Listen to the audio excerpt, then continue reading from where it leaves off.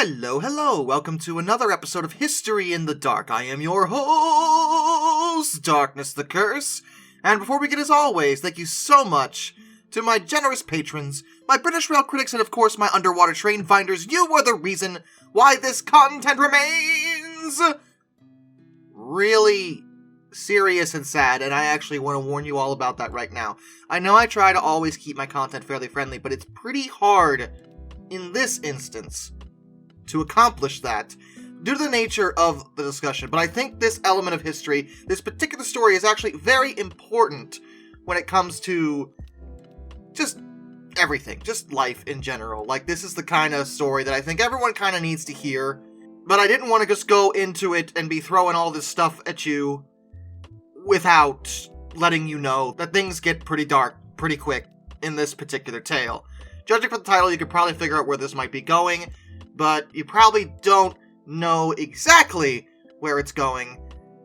So, yeah. This is the story of a young boy who was raised as a girl. This is the tale of David Reimer.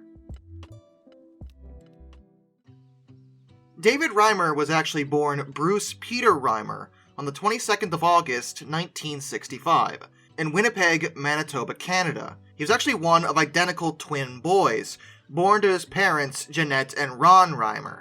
At first, everything was fine with the twins. His twin brother was named Brian, and they were healthy, happy babies, until they started struggling with a condition called phimosis. It's not a super rare condition, but the easiest way to deal with the problem generally is simply with circumcision. The boys hadn't been circumcised at birth, like some people tend to do. However, due to their condition, the doctors recommended that this was the best way to solve it.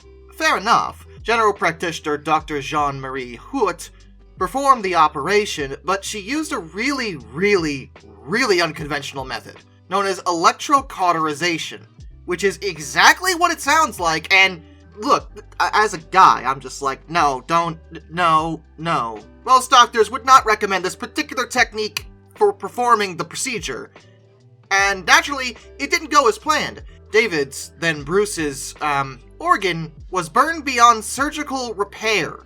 The doctors then chose not to operate on Brian and deal with the phimosis with other means, and he was fine. But naturally, Bruce's parents were really worried about their son's prospects for future happiness and functionality without a part of his body because of this medical error, so they took him to Johns Hopkins Hospital in Baltimore in early 1967 to see a man named John Money. He was a psychologist who had developed a pretty well-known reputation as a pioneer in the field of sexual development and gender identity. Money was a really big proponent of the theory of gender neutrality, that gender identity developed primarily as a result of social learning. It was nurture that resulted in gender roles, and that it could easily be changed with the appropriate behavioral interventions as a child developed. Back in those days, it was actually easier, medically speaking, to transition from male to female than female to male. So Money believed that Bruce would be much happier if he lived as a woman with functioning parts. But Money was also looking to use Bruce as a guinea pig to test his theories out. He genuinely believed in what he was trying to do, and the Reimers had a case with identical twin boys, where one was going through transition and one wouldn't be. Therefore, he could use Brian, the twin who was fine, as a sort of experimental control, and then view Bruce's development as he, now being referred to as she, grew up. Money, as well as the doctors at Johns Hopkins, persuaded the family to allow this to be done, and at the age of 22 months, Bruce was put through a transition surgery. He was reassigned to be raised as female, and given the name Brenda instead. John Money, of course, chose to continue seeing the Reimer family to provide psychological support, but mostly so we continue analyzing Brenda's development over time. And, I just gotta stop right now. Is this not the most outrageously unethical thing I've ever heard? This is a baby boy who was born as a boy, who went through a tragic accident, and your best call is that, well, if we put them through a transition surgery without their consent, no. Look. I just want to stress this right now. When it comes to trans rights, if you're an adult, a functional adult, and you want to go through that, that's your decision, that's how you feel, that's fine with me. I'm not judging anyone for that. What I am judging is someone forcing this kind of thing on someone who quite literally has no say in the matter. He was too young to even speak, let alone understand what was happening, and you think that this is the best course of action. That's what you think, Money? That's what you think. That's what you honestly think. Okay. Sure. But even if you think that Money was really coming from a good place, like he really wanted to help these kids, I assure you, this gets so much worse. Now seriously, because Money also had a lot of interesting ideas regarding how gender identity could easily be established. Money continued to supervise and report on the twins' gender development until they were 13 years old. And during their sessions, he had them involved in something called childhood sexual rehearsal play, which in any other context, in fact, arguably even in this context, sounds really suspicious. But Money theorized that reproductive behavior formed the foundation of gender, so he thought that not actually having them do it, but pretending to, was a key aspect in gender development of all primates, including human beings. Now, I don't know what Money's childhood was like, but, okay, look, no. That was not normal for me growing up in any way, actually.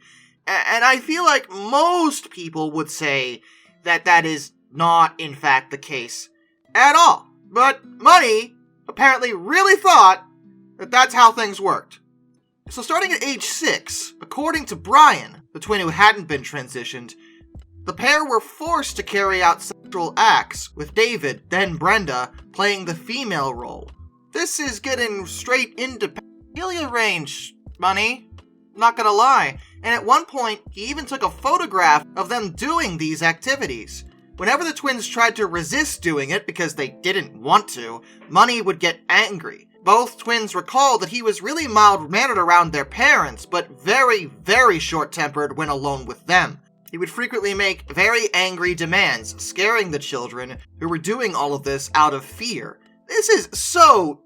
Look, this was already an unethical experiment, and it's getting straight criminal at this point. I'm pretty sure this is not how normal psychologists conduct their sessions, like, at all. And Money's rationale for this whole thing was that this rehearsal play was important for a healthy adult gender identity. Both twins were, of course, traumatized by the therapy, horribly so, with Brian in particular speaking about it with only the greatest amount of emotional turmoil. In order to continue the transition therapy, Brenda obviously had to be given estrogen, because his body, I don't even know what pronouns to use at this point, wasn't going to produce it on its own.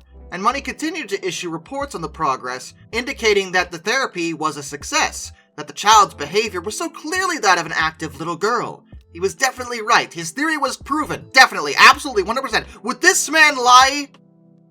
Well, kind of. See, Brenda never felt like a girl, even in youth. And between the ages of 9 and 11, she started wondering if she was born in the wrong body. The typical kind of thought that a trans person might have at that age, but this is the opposite situation. She had been born in the right body.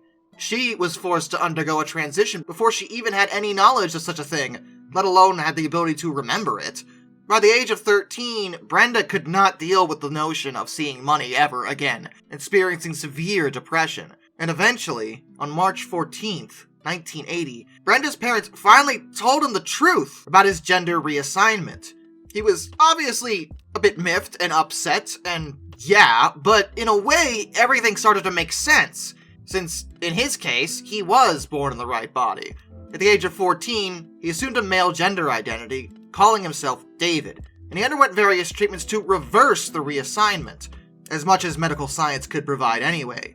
He attempted to live a pretty normal life after that, and on the 22nd of September 1990, he married Jane Fontaine, and would adopt her 3 children, since he couldn't have any of his own at that point. Most of his hobbies included camping, fishing, typical male stereotypes actually, interestingly enough. If anything, David was living proof that Money's theory about gender roles had been completely wrong the whole time. That nurture didn't have anything to do with it, that it was just some people are born a certain way. It's just one of those things. Because every effort was made to convince David he had been a girl. It didn't work.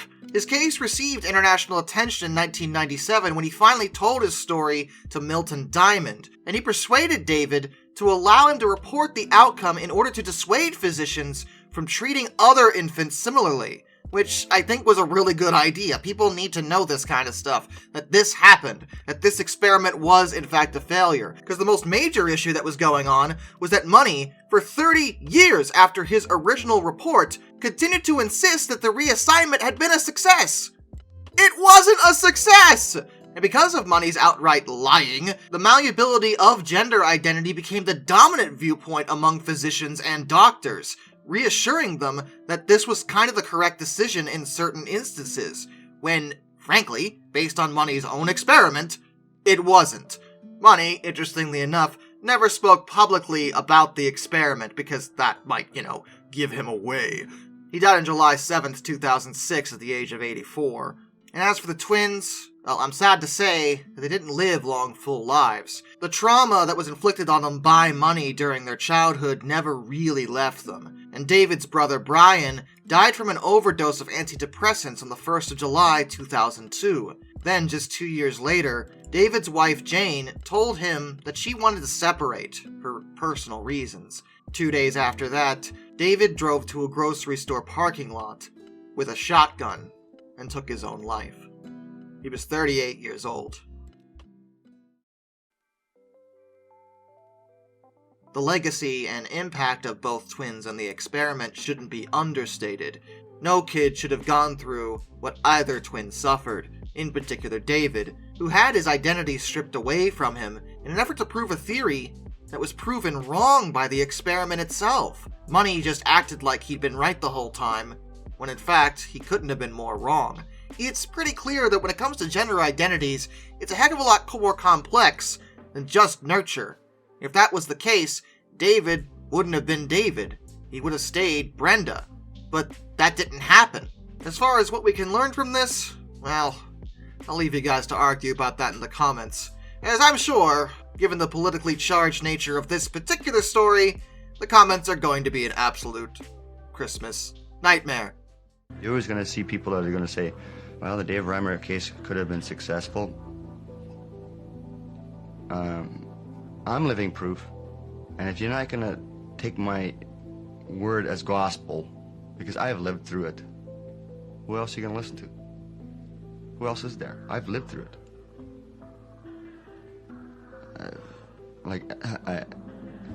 Is it going to take somebody to wind up killing themselves, shooting themselves in the head for people to listen?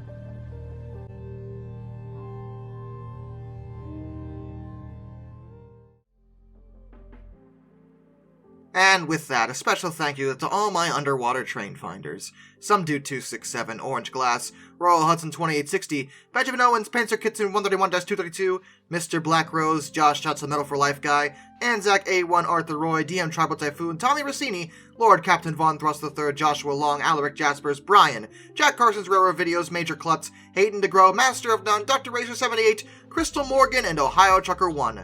Till next time, this is Darkness, and a bid you all a fond farewell.